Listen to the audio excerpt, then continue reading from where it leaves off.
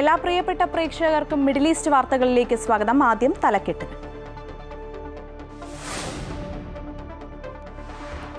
Saudi റിയാലിന് പ്രത്യേക ചിഹ്നമായി. റിയാലിന്റെ ചിഹ്നത്തിന് Saudi ഭരണാധികാരി സൽമാൻ രാജാവ് അംഗീകാരം നൽകി. ചിഹ്നം സൗദിയുടെ കറൻസിയെ പ്രതിനിധീകരിക്കും.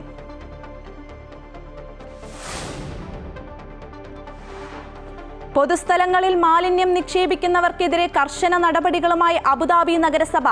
അലക്ഷ്യമായി മാലിന്യങ്ങൾ നിക്ഷേപിച്ചാൽ 4000 ദിർഹം വരെ പിഴ.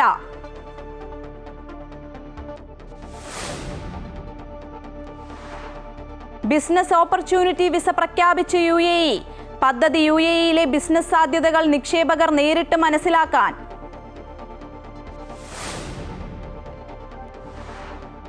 ഇന്ത്യ UAE സമഗ്ര സാമ്പത്തിക കരാറായ സെബ കരാറിൽ ഇരു രാജ്യങ്ങളും തമ്മിലുള്ള വ്യാപാരത്തിൽ ഇരട്ടിയിലേറെ വർധനവെന്ന് കണക്കുകൾ. ഇടത്തരം സംരംഭങ്ങളിലും തൊഴിലവസരങ്ങളിലും കൂടുതൽ നേട്ടം.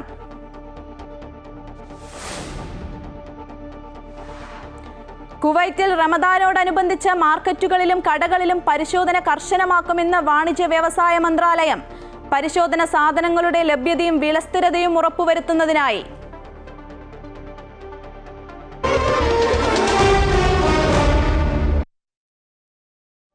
വിശദമായ വാർത്തകൾ നോക്കാം. സൗദി അറേബ്യയുടെ കറൻസിയായ സൗദി റിയാലിന് പ്രത്യേക ചിഹ്നമായി. റിയാലിന്റെ ചിഹ്നത്തിന് സൗദി ഭരണാധികാരി സൽമാൻ രാജാവ് അംഗീകാരം നൽകി.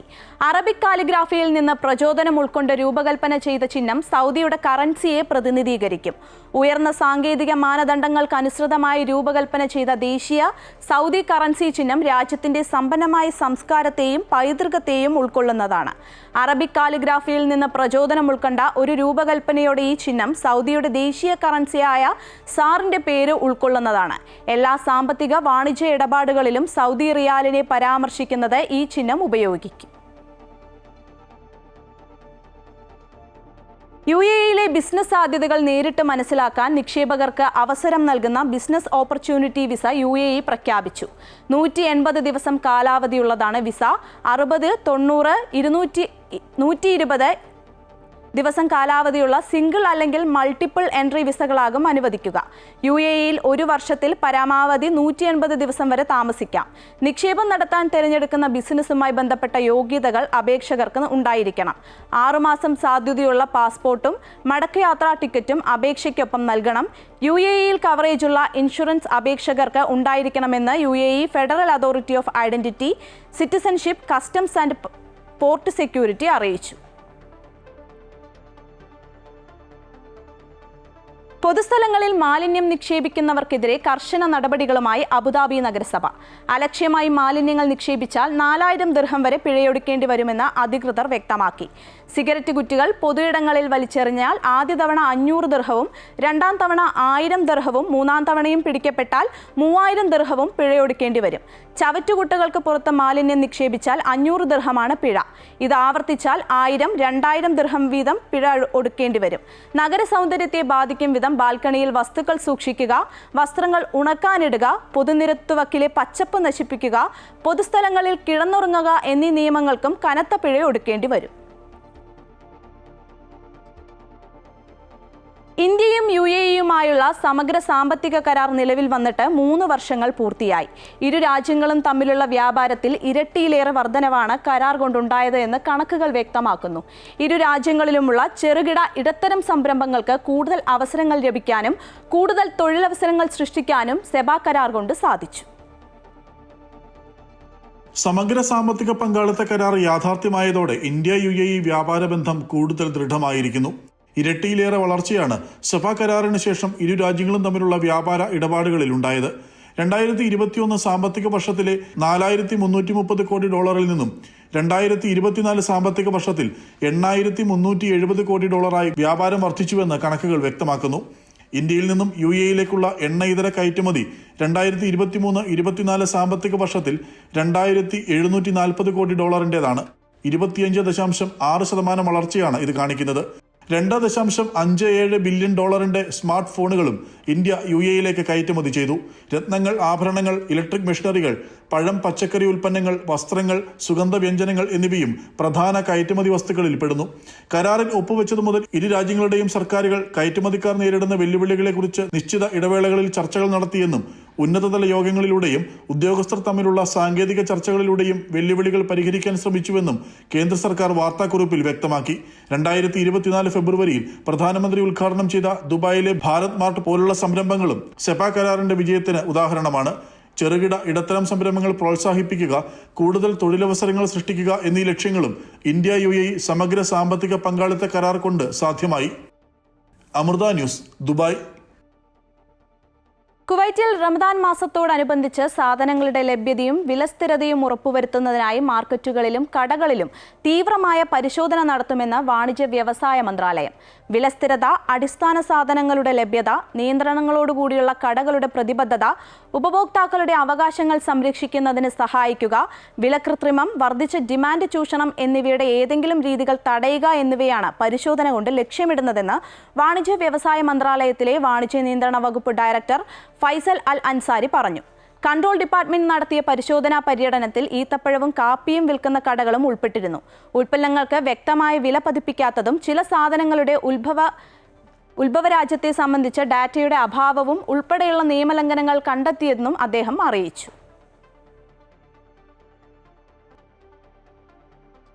കുവൈറ്റിൽ മരണമടഞ്ഞ വ്യക്തികളുടെ ദേഹത്തിൽ ജീവിതകാലത്ത് ഘടിപ്പിച്ച സ്വർണ്ണപ്പല്ലുകൾ, വില കൂടിയ കൃത്രിമ അവയവങ്ങളുടെ നീക്കം ചെയ്യൽ അനുവദനീയമാക്കിക്കൊണ്ട് ഇസ്ലാമിക കാര്യ മന്ത്രാലയം മതവിധി പുറപ്പെടുവിച്ചു.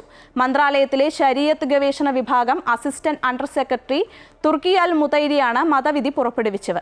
ഇവ അനന്തരാവകാശ സ്വത്തായി പരിഗണിക്കുമെന്ന് ചൂണ്ടിക്കാട്ടിയാണ് മന്ത്രാലയം ഇത്തരമൊരു വിധി പുറപ്പെടുവിച്ചത്. കുവൈത്ത് മുനിസിപ്പാലിറ്റിയിലെ മൃതദേഹ സംസ്കരണ വിഭാഗം ഇത് സംബന്ധിച്ച മതവിധി ആരാഞ്ഞുകൊണ്ട് മതകാര്യ മന്ത്രാലയത്തിന് അയച്ച കത്തിന്റെ മറുപടിയിലാണ് ഇക്കാര്യം വ്യക്തമാക്കിയത്. സ്വർണ്ണ കൃത്രിമ പല്ലുകൾ, വില കൂടിയ കൃത്രിമ തലമുടികളും മറ്റു കൃത്രിമ അവയവങ്ങളും ഘടിപ്പിച്ച നിലയിലാണ് ചില മൃതദേഹങ്ങൾ കൊണ്ടുവരുന്നത്. ഇവയിൽ ചിലത് എളുപ്പത്തിൽ നീക്കം ചെയ്യാവുന്നവയും മറ്റു ചിലത് നീക്കം ചെയ്യുന്നത് മൂലം മൃതശരീരം വികൃതമാകാൻ കാരണമാകുകയും ചെയ്യും.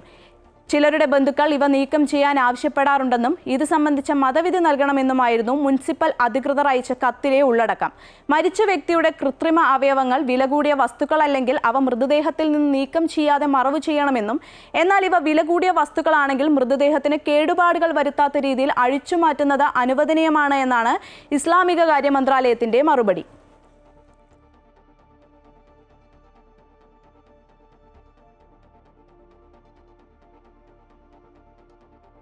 സൗദിയിൽ +2 പഠിക്കുന്ന ഇന്ത്യൻ വിദ്യാർത്ഥികൾക്ക് രാജ്യത്ത് തുടർ വിദ്യാഭ്യാസത്തിന് സാഹചര്യം ഒരുക്കേണ്ടതുണ്ട്.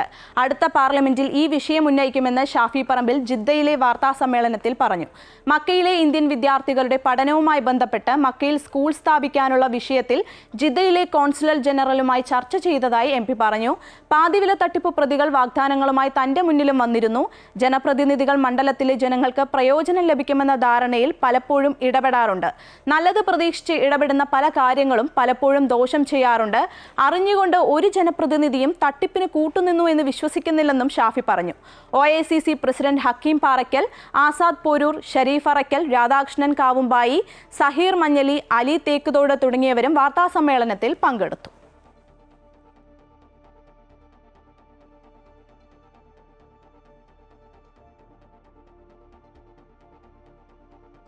കുവൈറ്റിൽ ദേശീയ ദിനാഘോഷ പരിപാടികൾ സുരക്ഷിതമാക്കുന്നതിനും പൊതുജനങ്ങൾക്കുണ്ടായേക്കാവുന്ന അസൗകര്യങ്ങൾ നേരിടുന്നതിനും ആഭ്യന്തര മന്ത്രാലയം under secretary lieutenant general Sheikh Salem Al നവാഫിന്റെ നേതൃത്വത്തിൽ ഉന്നതതല യോഗം ചേർന്നു. അന്തിമ തയ്യാറെടുപ്പുകൾ യോഗത്തിൽ ചർച്ച ചെയ്തു. നിയമവാഴ്ച ശക്തമായി നടപ്പിലാക്കുന്നതിന് അദ്ദേഹം ഉദ്യോഗസ്ഥർക്ക് പ്രത്യേക നിർദ്ദേശം നൽകി. സ്പ്രേ പ്രയോഗം, വാഹനങ്ങളുടെ മേൽക്കൂരയിൽ കയറൽ, വാഹനങ്ങളുടെ മുൻഭാഗത്തിരിക്കൽ, ഗതാഗതം തടസ്സപ്പെടുത്തുന്ന തരത്തിലുള്ള അനധികൃത പാർക്കിംഗ്, അമിത വേഗത മുതലായ പ്രവർത്തനങ്ങൾ നടത്തുന്നവർക്കെതിരെ മുഖം നോക്കാതെ നടപടി സ്വീകരിക്കണമെന്ന് അദ്ദേഹം ഉദ്യോഗസ്ഥരോട് ആവശ്യപ്പെട്ടു. കൂടാതെ അംഗപരിമിതർ, ഭിന്നശേഷിക്കാർ, പ്രായമായവർ മുതലായ ജനവിഭാഗങ്ങൾക്ക് ആവശ്യമായ എല്ലാ സഹായങ്ങൾ നൽകുവാനും അദ്ദേഹം നിർദ്ദേശം നൽകി. പൊതുജനങ്ങളുമായി ഇടപെടുമ്പോൾ പോലീസ് ഉദ്യോഗസ്ഥർ ക്ഷമയോടെ മാന്യമായി പെരുമാറണമെന്നും ലഫ്റ്റനന്റ് ജനറൽ ഷെയ്ഖ് സാലിം ആവശ്യപ്പെട്ടു.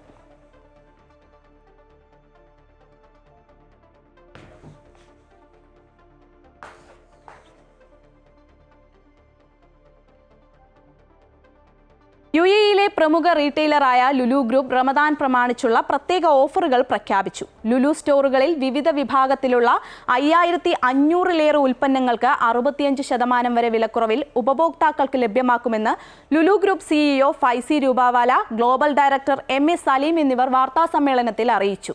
300-ലേറെ അവശ്യ സാധനങ്ങൾക്ക് റംദാൻ മാസത്തിൽ വില സ്ഥിരത ഉറപ്പാക്കിയിട്ടുണ്ട്. ഹെൽത്തി റംദാൻ ക്യാമ്പയിൻ, ഈന്തപ്പഴ ഫെസ്റ്റിവൽ എന്നിവയും UAE-യിലെ ലുലു സ്റ്റോറുകളിൽ നടക്കും. കുറഞ്ഞ വിലയിൽ ഗുണമേന്മയുള്ള ഉൽപ്പന്നങ്ങൾ ലഭ്യമാക്കുന്ന ലോട്ട് എന്ന പേരിലുള്ള കൂടുതൽ ഡിസ്കൗണ്ട് സ്റ്റോറുകൾ തുറക്കുമെന്നും ബന്ധപ്പെട്ടവർ അറിയിച്ചു. Retail director Shabu Abdul Majeed, marketing director V Nandakumar, director Mujeeb Rahman എന്നിവരും വാർത്താസമ്മേളനത്തിൽ സംബന്ധിച്ചു.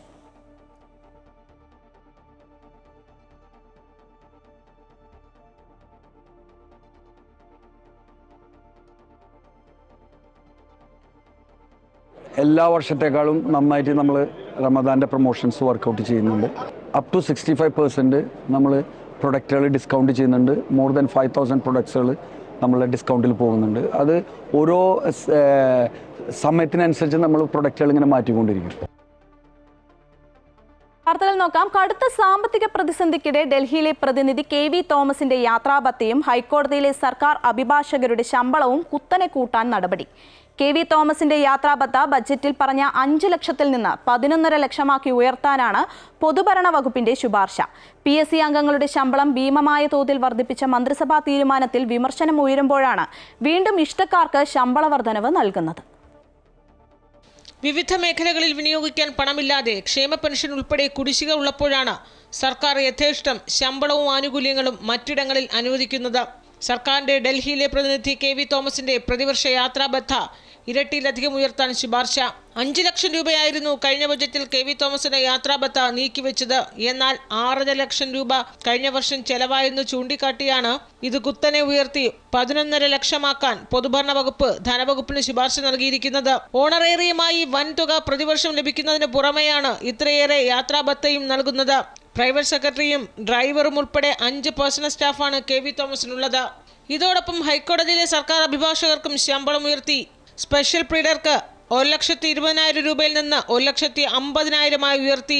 സീനിയർ പ്ലീഡർക്ക് 1,10,000 നിന്ന് 1,40,000, ഗവൺമെന്റ് പ്ലീഡർക്ക് 1,00,000 നിന്ന് 1.25 ലക്ഷമായും ഉയർത്തിയിട്ടുണ്ട്.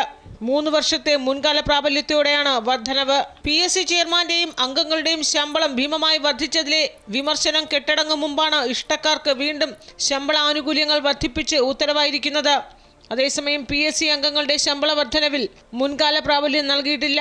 തുച്ഛമായ ഓണറേറിയത്തിനും മറ്റ് ആനുകൂല്യത്തിനുമായി ആശാവർക്കർമാർ ദിവസങ്ങളോളം സെക്രട്ടേറിയറ്റ് നടയിൽ പ്രതിഷേധിക്കുമ്പോഴാണ് സർക്കാരിന്റെ മുൻഗണന ഏത് വിഭാഗത്തിനാണ് എന്ന് വീണ്ടും തെളിയിച്ചിരിക്കുന്നത്. അമൃത ന്യൂസ്, തിരുവനന്തപുരം.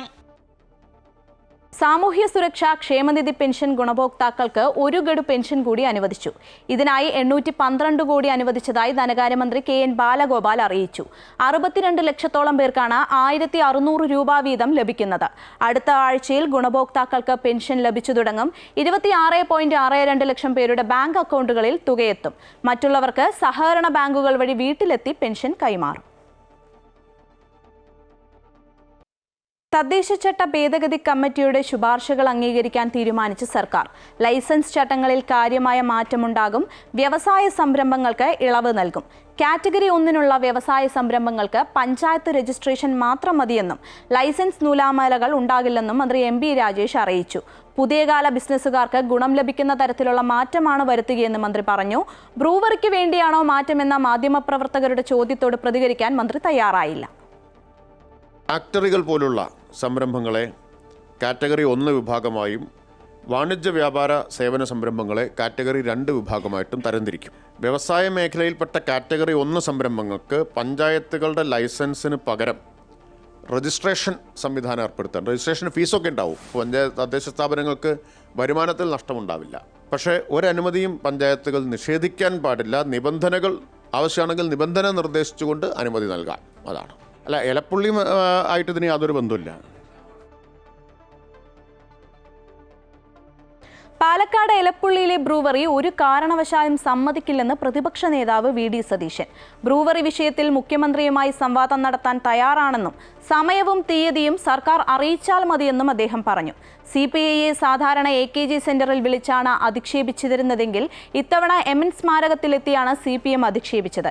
ആഴക്കടൽ ഖനനത്തിൽ കേന്ദ്ര സർക്കാരിനെതിരെ CPMുമായി ചേർന്ന് സമരത്തിനില്ലെന്നും UDF പ്രതിഷേധം ആരംഭിച്ചു കഴിഞ്ഞതായും വി ഡി സതീശൻ തിരുവനന്തപുരത്ത് പറഞ്ഞു.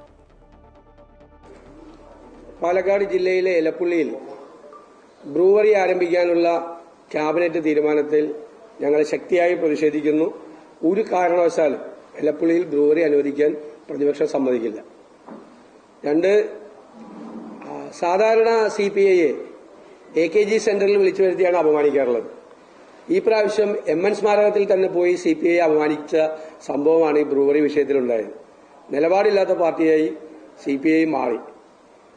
അവരുടെ ആസ്ഥാനത്ത് പോയി അവരുടെ പാർട്ടി എടുത്ത നിലപാടിനെതിരായിട്ടുള്ളൊരു തീരുമാനമാണ് മുഖ്യമന്ത്രി അടിച്ചേൽപ്പിച്ചത്. മുഖ്യമന്ത്രിയുടെയും എക്സൈസ് മന്ത്രിയുടെയും തീരുമാനമാണ് LDFന്റെ മീതെ മറ്റ് കക്ഷികളുടെ മീതെ അടിച്ചേൽപ്പിക്കപ്പെട്ടത്.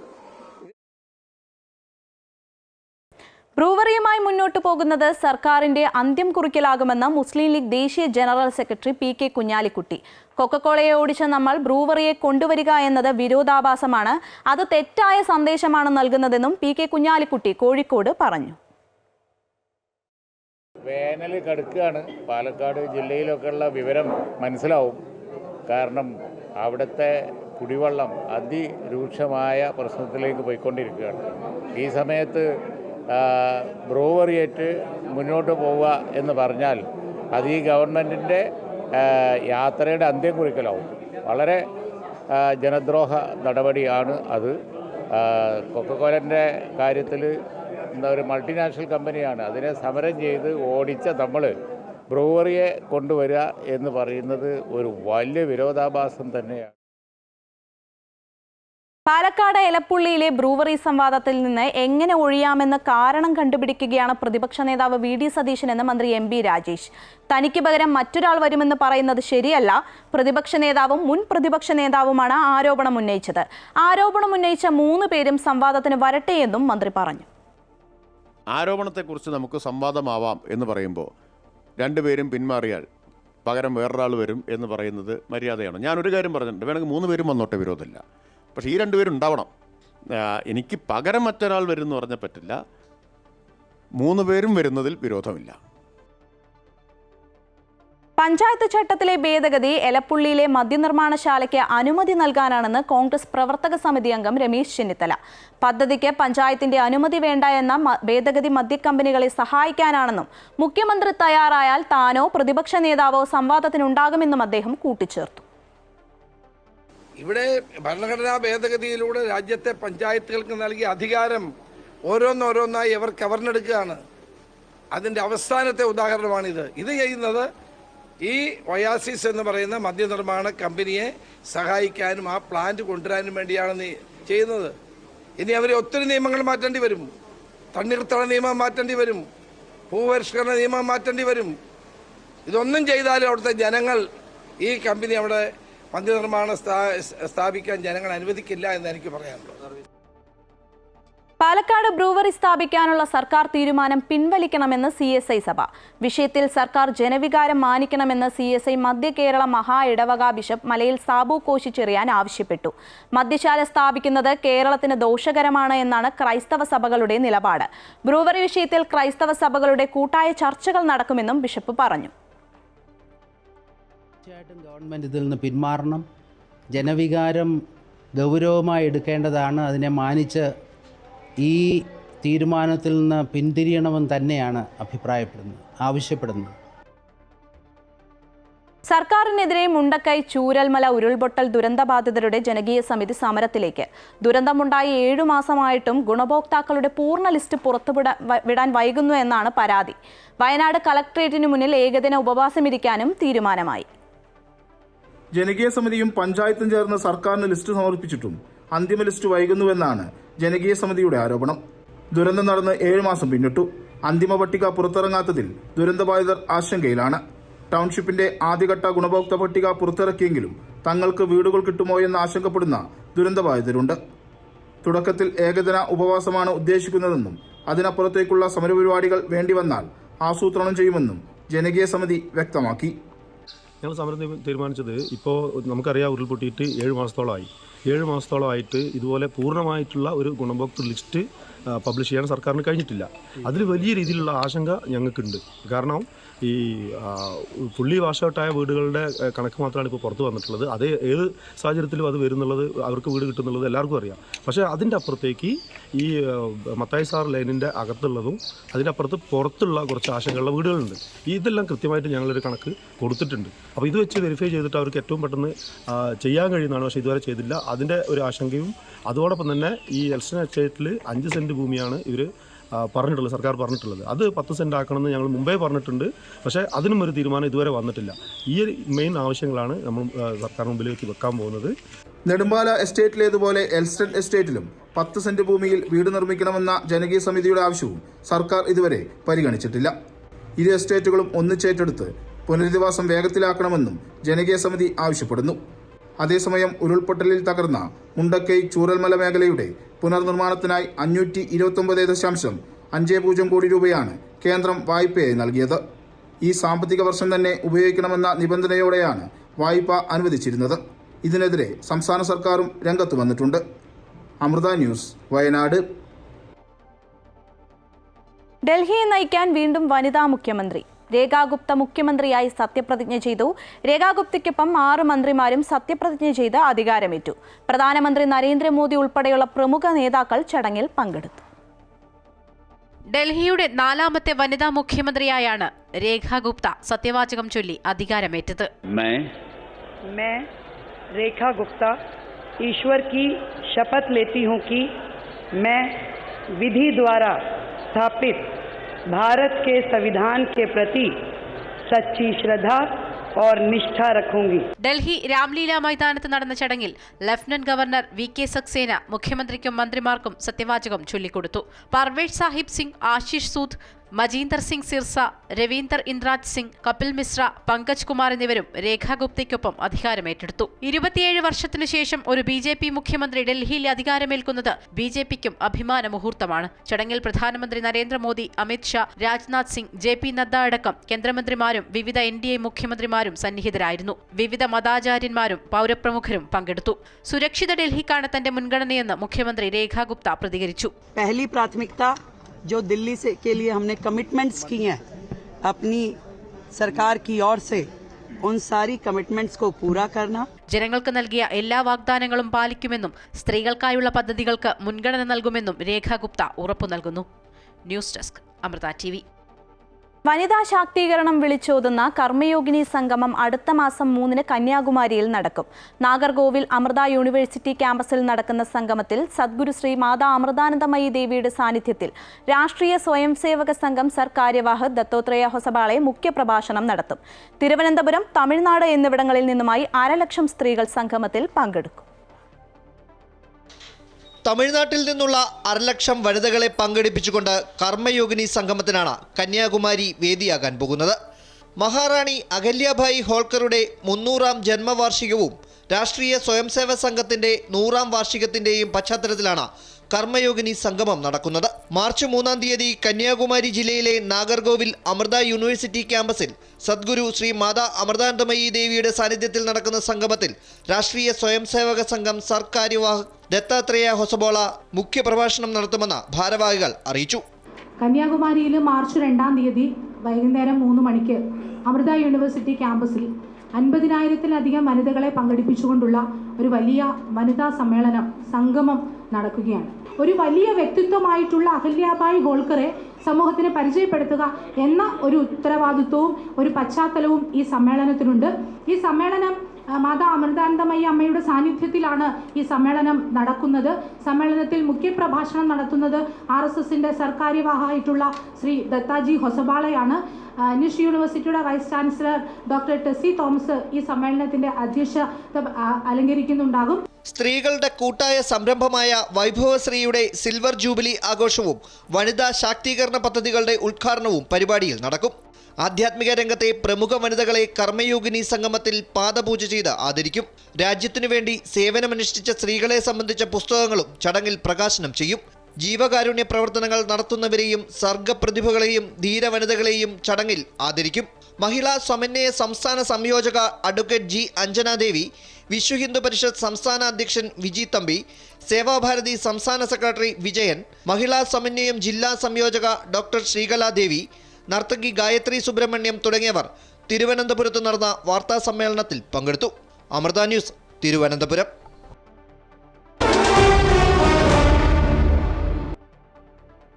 രഞ്ജി ട്രോഫി ആവേശകരമായ അന്ത്യത്തിലേക്ക്. കേരളത്തിന്റെ ഒന്നാം ഇന്നിംഗ്സ് സ്കോറായ 457 റൺസിന് മറുപടിയായി 4ാം ദിനം കളി നിർത്തുമ്പോൾ ഗുജറാത്ത് 7 വിക്കറ്റ് നഷ്ടത്തിൽ 429 റൺസ് എന്ന നിലയിലാണ്. 3 വിക്കറ്റ് ശേഷിക്കെ ഗുജറാത്തിന് ഒന്നാം ഇന്നിംഗ്സ് ലീഡ് നേടാൻ 28 റൺസ് കൂടി മതി. 74 റൺസുമായി ക്രീസിലുള്ള ജയ്മീത് പട്ടേലും 24 റൺസുമായി സിദ്ധാർത്ഥ ദേശായിയും ചേർന്നുള്ള കൂട്ടുകെട്ടിൽ ഗുജറാത്തിന് 72 റൺസ് കൂട്ടിച്ചേർക്കാനായതാണ് കേരളത്തിന് തിരിച്ചടിയായത്. കേരളത്തിനായി ജലജ് സക്സേന 4 വിക്കറ്റ് വീഴ്ത്തിയപ്പോൾ NP ബേസിലും ആദിത്യ സർവാദേയും MD നിതീഷും ഓരോ വിക്കറ്റ് വീതം വീഴ്ത്തി.